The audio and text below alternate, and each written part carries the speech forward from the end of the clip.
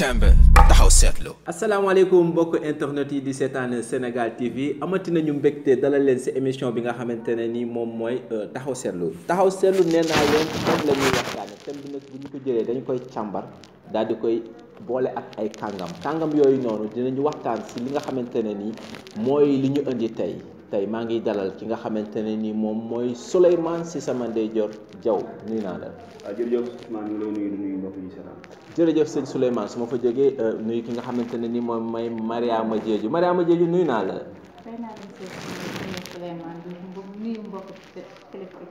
dafa mel ni ma ko def moo ko patiné loo waaye da nga tus nga lu wala da nga doon pastelu. yow nag. man moom donc tus nga lu quoi dafa mel ni kon ñu ngi jekk si li nga xamante ne ni moom mooy tamxarit bi tey nag dañuy waxtaane benn thème boobu noonu mooy what happened what's up lan moo xew. waaw loolu la ñuy waxtaane tey dem si jafe-jafe yi nga xamante ne ni moom la ñuy dund si jamono bi ñu toll nii téeméer auparavant nga seere si say affaire Souleymane Faye sax doon na ko wax fukki junni laa daan fayee ko par weer daan naa si def lii def si lii waaye léegi ak téeméeri junni mënuma dara lan la xaalis bi moo baaxatul wala jamono moo daw yegg feneen fu nga xamante ne ni alors manewuñu ko Souleymane la moo xew. waaw jërëjëf Ousmane si boobu question waxati nga lu am solo sax bu dama lay suivre quoi. jërëjëf loolu nga def bu am solo. pour neex a neex te amati njëriñ daay wax. maanaam lu xew baal ma xew li xew mooy boo xoolee wax nga ko léegi olof dafay wax ne bëri la barkeel la moo ko gën kon dafa mel ni alal ji léegi bëri na mais barkeel la pour quoi pour man loolu mooy li nga xamante ne moom mooy li xew. voilà donc Souleymane tijji na li nga xamante ne ni moom mooy waxtaan bi maanaam li nga xamante ne ni moom la Souleymane wax lan nga ci xam. waaw loolu dama ko Souleymane ci wax bi parce que xaalis bëri na léegi mais man li ma ci gis daal mooy barke barke bi moo jar wax parce que dama ne xaalis bu tey bi moo barkeeku moo taxee fu téeméer doon egg démb junni bu tey mënu fa egg. ndeysaan fu téeméer doon egg démb junni tey mënu fa egg sama xel mu ngi dem si sama mbokki philippin yooyu nga xamante ne nii man ak ñoom ñu ngi nekkoon woon si fële nga xamante ne nii moom mooy Hokkaido dañu doon liggéey maa ngi doon am 8 heures de temps ñoom doon nañu am 18 heures de temps di liggéey suñu ma fayee ma am li nga xamante ne nii moom mooy 100000 ñoom suñu leen fayee mu nekk 300000 waaye sama 100000 yooyu noonu daan naa si régler loo xamante ne nii mënuñu ko régler ñoom si seen 3000 bari le barkeel le moo ko gën est-ce que loolu du waxu olof rek parce que tey jii nii nga yor 10 000 francs man ma yor 15 000 francs yaakaar naa y a une très grande différence dinaa si gérer def si te tey jii nii bu ñu génne woon fii nii man 100000 francs yow nga génne 30000 boo ootee ñii di ñëw si man la ñuy ñëw quoi lan la wax boobu noonu jiwul. waaw yow xam nga da nga dugg feneen xam nga da nga laaj ne da nga wax léegi barkeel la moo gën bëri la nga ne est-ce que foofu la problème bu nekk ba pare nga laal leneen li nga laal dafa mel ni da nga duggaat si côté jikko maanaam yow nga yor 100000 bi ñu si yow la ñuy jëm man ma yor 30000 ñuy du jëm si man foofu boo ko duggee rek yaa ngi dugg si côté jikko mu mel ni kon tey dafa mel ni tey jikko ñii dañ yàqu si benn affaire te bu ñu ngi koy commencé seetlu si Sénégal surtout depuis l'an 2000 boo xoolee nit ñi léegi xaalis bu yomb bi daal maanaam nu ñu ko amee baax na est-ce que loolu tamit nga yaakaar ne moo nekk li nga xamante ne moom moo xew parce que lan moo xew bii nii xam naa boo gënoon tey dem micro trottoir di nga sonn de koo laaj la moo xew da lay laajal yow question bi ne la Ousmane yow lan moo xew yow mi ma koy laaj kon mu nekk loo xamante ne nii tey kenn ku nekk war na ko posé wu sa bopp kii question quoi toog sa ruxa posé waxtaan ak sa toi-même quoi toog ne may lan moo xew. ndeysaan Souleymane nee na ñu waxtaan ak suñu moi-même ñu laajte lan moo xew mu fàttali ma rek l'an 2000 atum naataange la waaw déggoon naa ñuy wax loolu donc l'an 2000 boobu noonu moom la Souleymane wax Mariama lan ngay indi. waaw li muy indi ci loolu man dinaa ne côté organisation la. organisation waaw parce que boo yoree tey salaire ba nga xamante ni yaa xam nga salaire fu mu toll nga organiser ba nga mën a tourner autour de salaire foog naa war nga ci mën a génn. waaw ki yor nag salaire ba nga xamante ni yaa xam nu mu toll nga séntu lu raw sa salaire bi nga sonn trop loolu tax na ba ñu ne mënatoo boobu mooy lan moo xew mooy danga doyalul ci li nga am. waaw te bu ñu ñëwaatee boo xoolee ku yor par exemple nga xam ne dafa doubler sa wala mu tripler sa salaire loolu warul la yëngal te warul ko ci sa xol yow doxal ci li nga am moom mu dox ci li nga am benn problème du am mais tey man dama fa dañuy dox ba ëpp fu nga xamante ne mooy suñu salaire bi maanaam gis-gis bi waaw da ngay séntu li nga xamante ne moo ëpp li nga yor te loolu coono la foofu lay wax organisation. maanaam nit ki li mu am moom def ko dara mais li muy dégg te gisu ko loolu mooy li ko yëm Souleymane dugg si li nga xamante ne ni moom mooy jikko ñu di leen fàttali rek ne yéen a ngi si seen émission taxaw seetlu comme ni ñu leen ko waxee si suñu njëlbeenu waxtaan taxaw seetlu thème la ñuy waxtaanee tey nag thème bi nga xamante ne ni moom la ñu jël mooy lan moo xew nee na jikko yi ñu bëgg nag xuus waxtaan tuuti si li nga xamante ne ni moom mooy jikko yi ndaxte nag xaalis boobu noonu yow ak man ñoo koy utiliser ñun ñoo koy jëfandikoo ñun it ñooy jëlaat tamit jël ko jox ko keneen koo xamante ne ni moom mooy utiliser xaalis boobu noonu ndeysaan benn xale du xale sax waaye xale la ndax mage naa ko lu mat 20 at ak lu teg waaye nag boroom kër la mu ne ma grand ma ne ko waaw mu ne ma sama waa kër dañu maa mere tout simplement parce que amuma waaw dañ ko mere tout simplement parce que amul donc nga dugg ci jikko ndax day àgg ba ci nit ki ñu war ko torturer uniquement parce que dafa ñàkk waaw jikko waruñu àgg ak foofu si ñun jikko waruñu àgg ak jikko foofu parce que tey famille yu bëri tey li nga wax nii daf ko yëngal de te da ngay nekk si famille amuloo surtout nga nekk mag nekk taaw si famille bi te yoruloo souvent da ngay gis mère yu bëri dañuy jël ki nga xamante ne moo nekk xale ta am lu ñuy jël tekk si kaw bopp moo tax yow kooku da ngay bëgg ne xaama dem ñafe ji pour jéem a am ndax andi si kër gi ndax sinon kon su ma defulee rek dañ may yàq quoi moo tax nit ku ñun ñu bëri léegi boo leen xoolee ñu ngi dugg si luñ xamul ndax loolu dafa bëri léegi si jikko léegi da nga koy seetlu sax dafa dem ba dafa dugg si côté ménage tey boo amulee duñ la may soxna de loolu tax ñun ñu bëri tey dugg si li nga xamante ne nii mooy li nga xamante ne dafay yàq jikko loolu daal bokk na si li nga xamante ne moo di li xew quoi. ndeysaan loolu dafay indi ba yàq jikko dinaa ñëw si kaaw Tayib Socé ñëw si kaaw ki nga xamante ne ni aussi moom mooy Thione Seck li nga xamante ne ni mooy li ko dal xale ba dafa ne ma grand ma ne ko waaw mu ne ma instant yi daal lu ma am jël parce que sama rakk am na néeg ak li nga xamante ne ni moom mooy salle de bain te sama jabar daf ma takk taxawal ne ma man aussi foog ma am néeg ak salle de bain donc situation yooyu noonu ñu leen discuter parce que moom néegam sax amul ay karo nee na situation bu demee ba foofu xamuñu ndax li dal ki nga xamante ne ni moom mooy Thione Seck ay milliards la ñu wax ndax li nga xamante ne ni mooy dal oustaz bi nga xamante ne ni mooy Tayib Socé est-ce qu'on est obligé ñu dugg si loolu quoi est-ce que dañu war a soppeeku ñu ci côté boobu lu ñu war a def mooy dañu war a xoolaat ki nga xamante ne moom nga dékkal comme bu ñu jëlee ci exemple bu mujj bi ki nga xamante ne mooy laaj borom këram li nga xamante ne antanu ko foog naa bu ñu communiqué waxtaan moo xam na poste borom këram fu mu toll bu ñu waatee ci loolu war na xam lu mu antan ak lu mu antan moom mi di jigéen bu xam bu ko wóoree ni moom mën na koo def pourquoi du yëkkati loolu jox ko borom këram mu ne ko defal ma lii laa bëgg balaa ngay sant sa borom kër la nga xamante ne moom mën na ko yow wóor na la ni mën na ko bu ñu ñëwee ci exemple Thione Seck ñu ñëw exemple bu Tayib Socé ñoom tey nekk nañ ay personnalité ñu nga xamante ni ñu bëri ñu ngi doon topp seen ginnaaw di roy ba tey parce que idole lu ñu koy wax rek idole ak lu ma mën tamit dangay nekk à chaque fois ci ginnaawam mais bëri le est-ce que du dem ba bëgg a liggéey mu lor la waaw loolu tam war nañ ko seetaat bu baax ndeysaan est-ce que bari le du dem ba ëllëg mu lor la effectivement loolu la ma Moussa wax sànq balaa ñuy ñëw ci plateau bi nee na balaata am problème dëgg rek nga commencé di am donc ñu cité fii kaaw waxuñu ñoom dañoo def mais ni ñu ko jotee ci médias yi la ñu relayé waat quoi donc tuumaal lu ñu loolu moom xam nga duñu ci sax jéem a sori mais mu waxaat beneen affaire mu ne nit bu fekkente ne ni mbooloo daf la topp parce que démb ñun ci fi ñu demoon ay kilifa yu bari ñoo fa daje kilifa diine mais ñun fidèles yi nga xamante ne ni ñun la ñu dajale woon foofu ñoom dañu nekkoon di wax ci gouvernement bi jël nañ 40 minutes yoo xamante ne ni dañ ko wax ci gouvernement bi ak yeneen 50 minutes yoo xamante ne ni ñi leen jàppale ci bés bi ba bés bi taxaw waaye am na ay fidèles yoo xamante ne ni dañuy remuer terre ak ciel passe pour ñëw teewe bés boobu noonu ñoom dañ ne tëf li ñu xam nga kenn tudd ñun kañ la ñuy am est-ce que nag du jar nga am pour nit ñi dégg la parce que tey ñi ñuy lim ci jotaay yooyu noonu ay nit la yoo xamante ne nii seen am-am yow bu la boo xoolee boo gësoo seen am-am ni ñu amee yow bëggawuloo amee noonu quoi sincèrement bëgguloo amee noonu te foo gisee kilifa yooyu noonu ah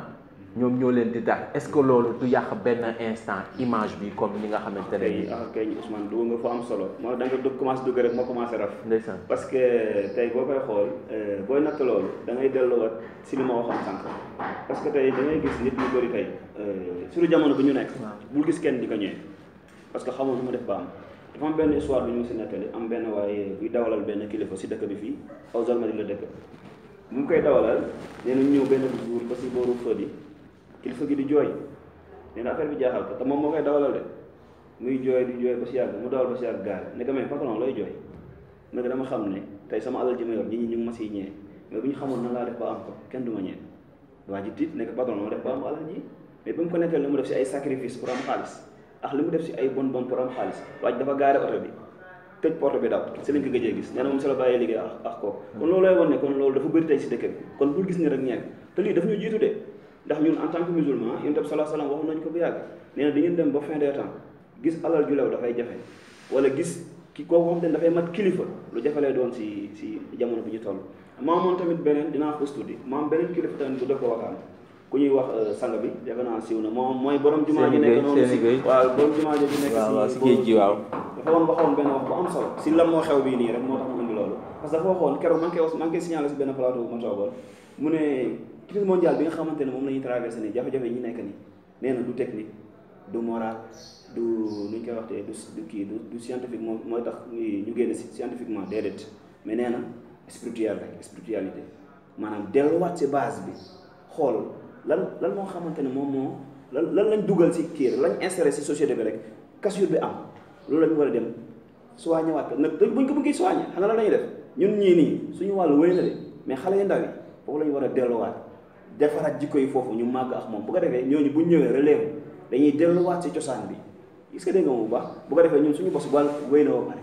defe naa foofu la ñu war a delluwaat bu ko defee lan moo xew bii nii ñu génn situation bi ñu nekk. mu mel ni l'affaire est en train de se faire parce que nag foofu la ñu toll damay bàyyi Mariama mu am lu ma dugal ma ñëw si li nga xamante ne moom nga wax am lu ma développé tuuti parce que am na benn affaire bu ma ne jeex foofu Mariama looy indi. waaw li muy indi bu foofu bu ma xoolee bu ma jëlee ci par exemple seen teewaay bu ngeen demoon teew gars yi di participer loolu man loolu mosoon na ma daal waaye bu ma xoolee gars yi di remercier di ne sangam moo def li politicien affaire bi métti ma torop moo tax oustaz Habib Sy mooy waa Tiwaawan bi maa ngi koy gërëm ci loolu moo doon animé gàmmu boobu mais bu ñu ko joxee parole bi dafa ne ngeen jéggal ma mais suñu remerciement yi bëri na trop man li ma gën a yitte ñi nga xamante ne gàmmu bi moo lañ indi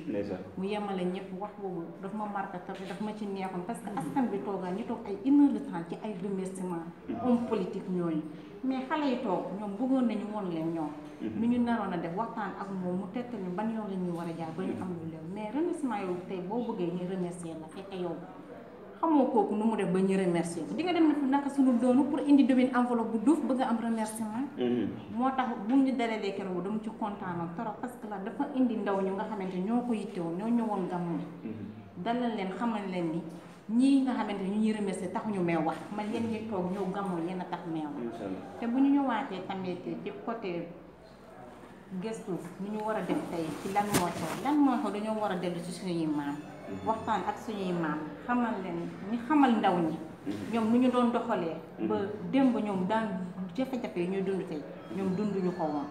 kon loolu lu war a gëstu la ci lay fekk si Souleymane ci sensibilisation bi ñoom ay mag lañu sant nañu yàlla mais ñun ndaw ñi tey ak suñu njaboot soxla nañ loolu torop ndeysaan ñun ak suñu njaboot soxla nañu loolu lool mu mel ni que damay rek fàttali leen ne ñetti minutes moom moo ñu dese ak premier groupe bi dina am beneen groupe bu yéeg tout à l'heure incha allah waaye nag ma wax ci li nga xamante ne ni moom la ñuy dund muy spiritualité boobu nga xamante ne ni moom la Souleymane wax ne ñu dellu si dama yaakaar ne fa la ñu nekk présentement parce que démb dafa am benn waay bu jékki saa rek yuuxu ne dimbali leen ñu te loolu kenn ñeme ñu ko woon wax sa sëriñ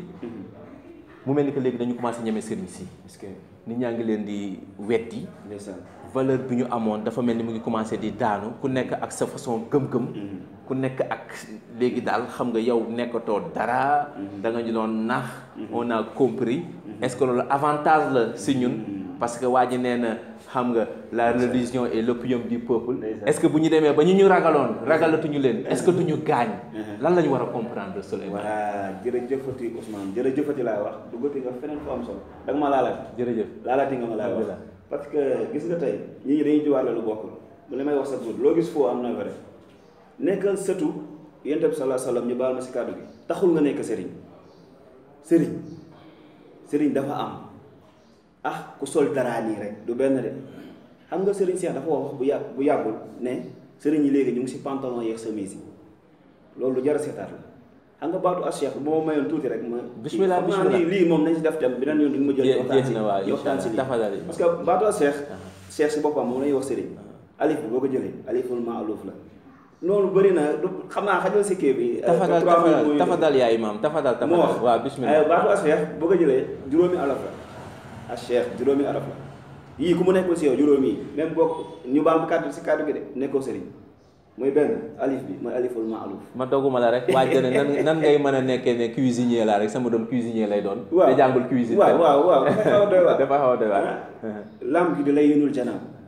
yaa ngi dégg siin gi di sakirullah yaa yi di ya'muru anil ma'ruf wa yanha anil munkar lu am solo ngoo mooy kii digle lu baax di tere lu bon waaye day fekk nga nekk si xaabidu lan xaaifullah ku ragal yàlla si bépp côté mais gars yi léegi ñu baal maax Ousmane day ñëw rek indi ay millions jox ma da nga ma jël rek dugal sama poche xamoo fu mu ko jëlee sama waaji nee na sama waaji nee na dooguma la yàlla bu la dee dog sama waaji nee na dafa doon gis ba xam ne mu ngi gis mu dem seet sëriñ bi pour kilifa bi pour wax ko ne ko maa ngi gis yonent bi expliquer ko ay misaal mais nee na bu ñëwee sëriñ bi day dugal ñi def ay greffage sax ñii xeesa la waaye waa ji moom dañ ko dóor loxo bi xoolal dañ ko mujjee dóor xam nga affaire yooyu bu la dikkalee ni ngay bëgg a gisee sëriñ bi noonu di ñëw ci kër gi noonu ne dañ ko dóor ma gis ko loxo bi nii mu bandaas ko mu ne kër sëriñ bi lañ ma dóor parce que nee na dama dof quoi mais maa ngi gis ñuy xeesal ñuy dugg ay borom greffage di dugg mais man dugaluñu ma bismillah waaw ndeysaan si li nga wax noonu dafa dof noonu dafa am benn waaye bu ñëw toog ak sëriñ bi nii